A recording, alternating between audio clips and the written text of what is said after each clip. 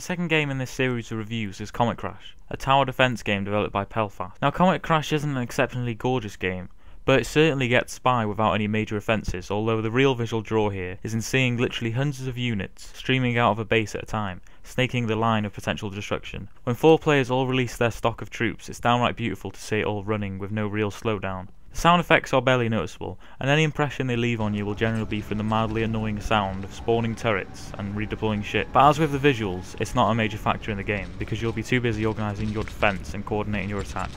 Gameplay is the key concept in Comet Crash, and it allows the game makers to spend more time on the mechanics than the presentation, which lets it down at times. Units in the game use a rock, paper, scissors system, much like how strategies in Command & Conquer have strengths to certain playstyles but weaknesses to others so that no one strategy can dominantly prevail.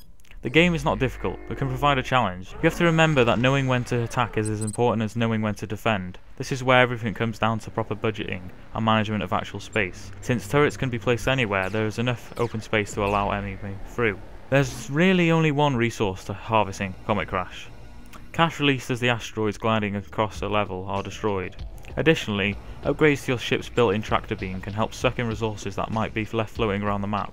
You'll still probably have to get semi-close in most cases, but it actually means there's little, if any, downtime in the game. If you're not building or upgrading something, then you best be grabbing asteroids with the R2 button and towing them near your turrets to scoop up the delicious cash trapped inside. There are dozens of levels to explore, and perfecting all of them will take time. There are also 12 trophies to collect and a new DLC called Bionic Swarm which adds an additional 12 trophies.